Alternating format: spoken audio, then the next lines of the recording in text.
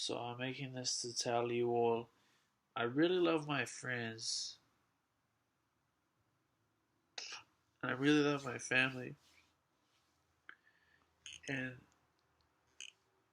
whenever they turn their back on me because I don't understand that I'm extremely sensitive to stimuli, to words, to everything, and I might get angry if I can't cope with something or I can't explain myself.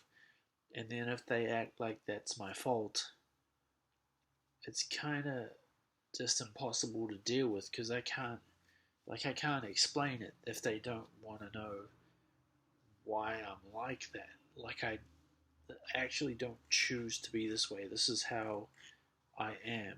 Like it's like someone having a wasted index finger. I can't change that. That's what my finger's like. Ever since I got slammed in a door, ever since the the nail got ripped off, I just can't change it, and I can't do anything different. I try really hard to do as bad as I can, good as I can. But if someone doesn't understand me, and we have an argument, or someone thinks something about me because they don't want to understand, like we're all so different, and it's hard to understand people. And I know that, and like I'm not trying to expect people are gonna understand, but if you look up the highly sensitive person, you'll see that that's kind of why I'm like, or what I'm like. And I've had a falling out with my friend, and he seems to think that I choose to get angry with him or anyone, or like when I have gone off on people in the past, they seem to think it's a choice. Like it's not like a build up of stuff. It's not like a I couldn't explain myself and I couldn't like get through to them, so I got angry. Like it takes a lot for me to get angry, and like so many people just say bad, I'm bad, you're bad for like having a response to them that they don't like. But essentially, what did they do to make me do that? It takes a lot. Like the girl Antonia I sometimes talk about in these poems, she was like one of my closest friends for a year or two, and then she just goes overseas and doesn't talk to me at all, like overnight. And I talk to her like every other day for quite a long time, for maybe 6 months, and suddenly she's just gone, and that was really hard. And like like if she wanted to know, she meant the world to me. She was like my best. She was like my best female friend, and suddenly she's gone, and I can't say shit to her at all. What am I gonna do? Am I gonna stress out? Probably, especially because I felt like I loved her. It was like so hard. And this guy that I'm having a problem with now, I love him too. He's my friend. He's been through a lot with me. He's been there for me. He's been a great friend. And the only thing that is bad is he doesn't get that I don't choose. Like, it's so hard. Like,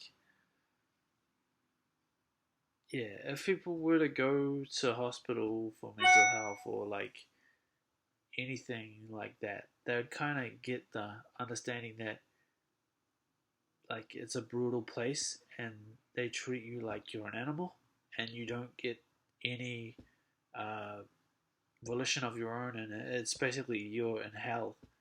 And they are horrible people that work there. There's very few nice ones. The ones that are good they stand out. And when you first go in there, they're absolutely terrible to you until you're dosed up to the eyeballs on medication and can't do shit anymore. Don't know who you are again. So if people try to understand that that's happened to me like 10 times or like a lot of times, and I'm doing pretty well for someone who's had that experience, and I'm like a really kind person. I try to like understand people. I talk to them. I talk to people on the street. I do everything I can to be like a good friend, and like I am kind of isolated, I am kind of shunned. So when I have a friend, I really value that, because people that actually want to understand or have the give me the time of day are very few. Like a lot of people just laugh at me in the street or say some shit about me. Like one lady saw me in the street and she goes, "He's crazy. I'm scared of him." It's like, fuck you, woman. Like, have you ever been to hospital? It's obviously you got no compassion. You just like judge people who are different from you and say that we're bad for having a mental health condition, a problem. Like I posted on all the community pages a while, like a year or so ago, and I asked for help, and I got a lot of help from the community in Beach Haven and Birkdale. Um, they're really good to me, and I really appreciate and love those people for being there for me. And I got a couple of good friends out of it, like Ashley and Jared. They're really cool to me. See, those are the type of people that kind of have a bit more to them than most people. And this guy that I'm having trouble with, Joe, he's like that. He's like this cool guy who really helps me and like reaches out to me and like cares about me, and I really care about him. I love the guy. It's just I can't explain to you what it is that makes me get angry, and I don't expect them to understand because he's got like Asperger, a bit of Asperger's like I do, something like that. So it's like my dad. I can't explain shit to my dad. He doesn't hear me. It's like talking to a brick wall. It's a waste of time trying to explain things. He thinks he's got it sussed, and this is really hard. I guess maybe in a way I'd be similar in some ways, but I sort of hope that meditation's cut down a lot of that with me, and I'm a bit more humble over time, uh, because that's not very great way to be. I don't admire myself if I'm like that for sure. So yeah, if you kind of get this, Joe, if you see this, I'm like, this is directly for you, Joe. Like, I appreciate you. You're a good person. You're a fan of my music. That's a rare thing. You actually see the value in what I do. Like, I really love you. Aroha nui, uhoma. I really care. I really care. It's just, I can't explain what it's like to be highly sensitive. Like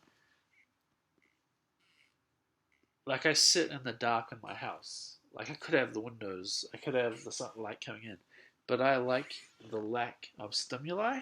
I like that. I like to be insular. I like to live by myself. I like to not talk to that many people. I stay away from any negativity. I try really hard to be a positive human being. When I get depressed, I kind of just lie in bed. Like, I might, like, just lie on the couch or something. And I try to make videos now to show people what it's like to be depressive, to be melancholic, to suffer. And I'm trying to force some understanding on everyone that people like me, we're not bad for having bipolar or depression or schizoaffective or schizophrenia or whatever it is. We're strictly broken-hearted, and anxiety is a big part of that. Like, worry about the future, worry about the past, and can't handle the moment. And it's from trauma. It's all a natural traumatic response from really negative life events. Like, if you've had a lifetime of a hard father, suddenly he leaves, and then 5 minutes later you've got another hard father, which is what happened to me. And they're the opposites to each other. You're not going to be able to deal with that. It'll pull you apart. Like one very physical father who will physically fight you versus one very intellectual father who will intellectually fight you, and they always want to dominate you in their respective strengths. And like I'm physically strong and intellectually strong, but they try to beat me up. Like, I don't know. It's like if you try to understand, you're gonna go, Dave's not a bad person. Like, he wouldn't mean negative to me if he doesn't act positive to me. There's got to be a reason. You know, you would try and work that out. Like my old best friend John, he recognized that it takes a lot to get me going, and I'll put up with a lot of shit, whereas a lot of people don't. They like cut you off like that. Like my cousin Sarah cut me off because of stuff that happened when I was ill, and Tony did the same. A girl that I knew, Lara, she did exactly the same. And like, I can't get these people back. They're gone. Essentially, they chose, nah, stuff Dave, he's crazy or whatever. and that's really nice. But it actually shows that they're weak because they don't want to face the fact that I ain't perfect and my problems are actually not so different to their problems. It's like really hard, and like I'm a good looking dude apparently, and when people like I'm quite quite I'm not really I'm I don't I'd rather do a disciplined thing like skate or like walk or have a conversation with someone about something than anything further. And people don't get that. They don't know why I'm like that, but that's just what I'm like. I don't want to like jump into bed with people. I'm not like that. I don't see the value in that. I think like that's kind of limited. Uh, yeah. So anyway, so if you see the show, this is really for you to understand that I'm. When I yelled at you on Facebook and called you, it wasn't like just me being an asshole and not respecting you. I felt like you never sort of listened to me or understood or respected what I was saying for pretty much our whole relationship. And I know that that's what you're like, so I didn't say anything. But then I was off the meds and you did it again, and then I just lapped you, like I lashed out. And that's not like who I am. That's kind of what my illness is like. Like it's like a build up of all this trauma, and then I act like a dick, and then people go, "He's a dick, actually." But no, I'm not. It's like, but people don't wanna. They seem not to understand. They just go bad, bad, crazy, bad. Don't trust you.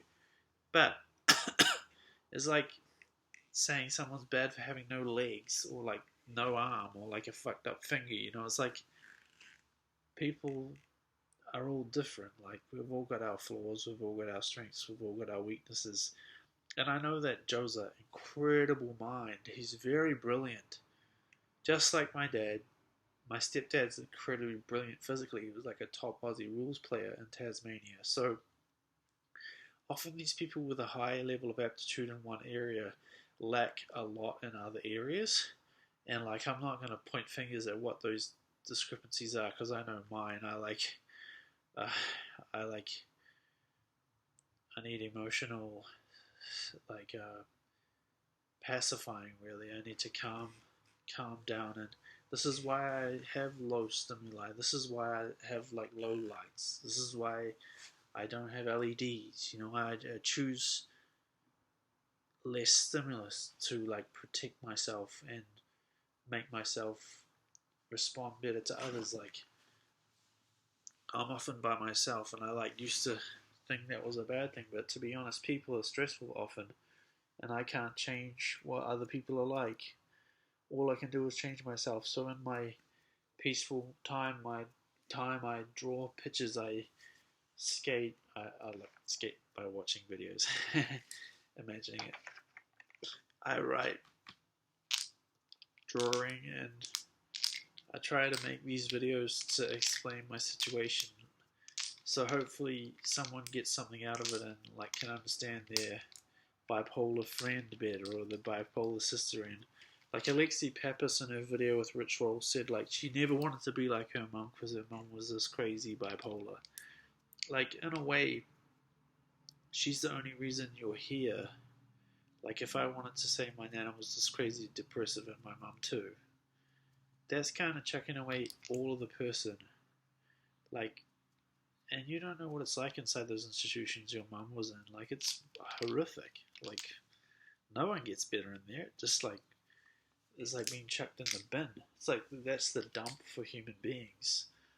And like these videos give me value essentially to the world, so I won't get chucked in the dump because I made something of value. You know, some understanding. Like I'm, I'm far from a mental health advocate. I'm more like someone who just tries to share things so we all can get better together. You know, like and try to understand. Like I read Janet Frame. Owls Do Cry is an amazing book, incredible. I've got to read her full 3-part biography next. And those books, they can change your perspective. Like my grandmother, she had ECT, and her son had to stop her killing herself. My Uncle Wayne had to stop my grandmother killing herself because of what she'd been through in her life. And it was a horrible life. It was a hard life. She never had a dad. She had a horrible stepdad. She went through hell. And she was fucked up. And no one cared enough to slow down, listen to her, help her let it all out, and heal.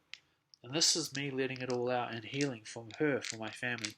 I know she'll see this. She'll be watching this. She'll be like, good shit, son. You did something.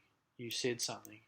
You ain't gonna like just lie down and just let all this crap continue, because capitalism doesn't allow people to not be productive. Like, you're not allowed to be a contemplative. You're not allowed to just enjoy your days. You have to do something, do something, do something, do something, do something. But really, we're just us. And soul takes time and relaxes and sees. Work kills you. Like, if you do too much work, you have no energy for anything else. And the way that they've got it set up is that all of us work for far less than what they're making out of our labor. So we suffer heaps and they just have too much and they suffer heaps, but it looks like fun for them. Pleasure and pain are very connected. Like, if you have too much pleasure, you're going to suffer. And if you have too much pain, obviously you're going to suffer. But if you have a mixture in a certain range, you'll heal. You'll learn from that. You'll grow. So yeah, I'm trying to explain that, like, even though I swore at you, Joe, I don't dislike you or hate you or not care. I do care. I love. I really care. Ka aroha means I love, and that's why I swore at you. Because it takes me a lot to swear at someone. Like, it's really hard for me to do that. Like, and I had to be off the meds to do it. Like, I have to. I can't, like, I never do that when I'm, like, sit back and tranquilized, essentially.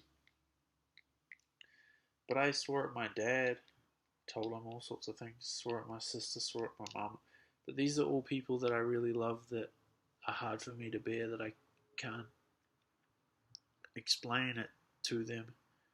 So I yell at them because they don't get it, like, why I'm like this. And you could read the Wikipedia page on the highly sensitive person. That might give you a bit of insight from where to start. Because, like, in the hospital there was two types of people in the rehab. There was the ones that stayed in their rooms all the time, and there was the ones that got out there and did stuff.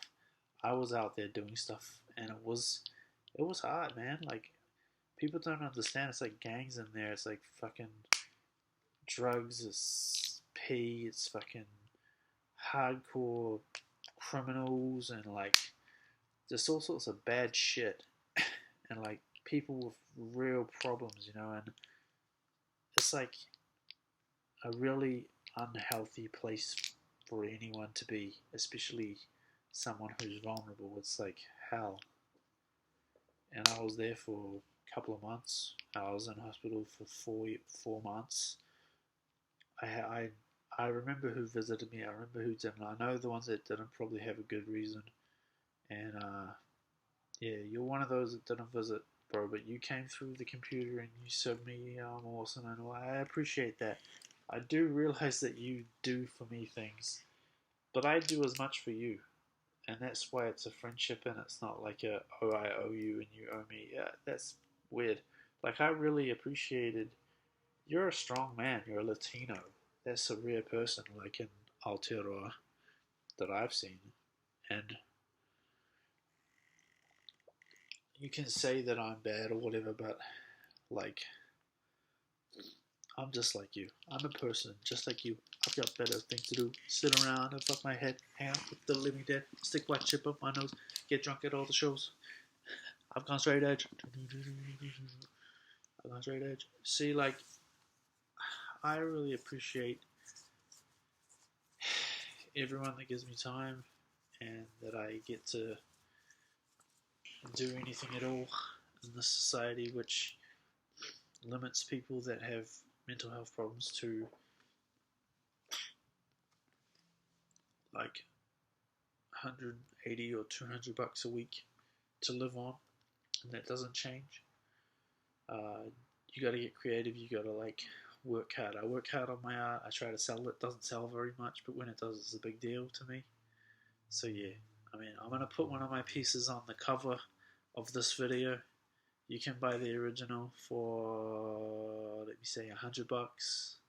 A print will be like $25, signed print. Yeah, I'll put one on. It'll be Achilles the God Achilles. That'll be on him. So yeah, anyways, I hope you guys can understand it. If I act like a dick, I often don't mean that.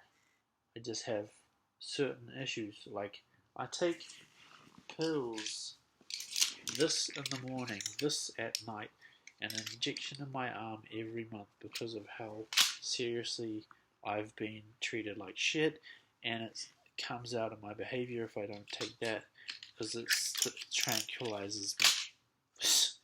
So if you want to think, oh, he's going to be perfect, he's always going to act cool to me, he's never going to do anything weird or wrong, he's never going to be a prick, like, you're living in a dream world, Neo, because, like, I work really hard on staying here.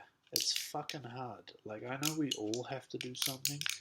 Like, you have to go to work, you have to get your money, whatever it is you have to do. It's the same for me, but probably quite a few percentages more difficult, just because essentially the more things change, the more they stay the same. Like, I just do what I do, and you do what you do, and that's all there is to it. And if you want to understand me, you know I'm trying.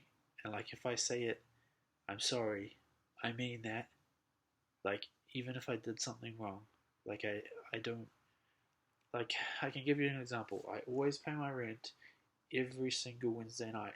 The rent goes from my bank into the landlord's bank. That is a lot of money. It's gone. That's the agreement. So I honor the agreement, and yeah, I can't say if someone's gonna get it, they've got it already. If they're not gonna get it, they're not gonna get it. So have a good one, everyone. Peace and aloha. I'll end this on 23 minutes, I think. So yeah, thanks for listening. Have a fantastic whatever, wherever, whenever. Peace. Aloha.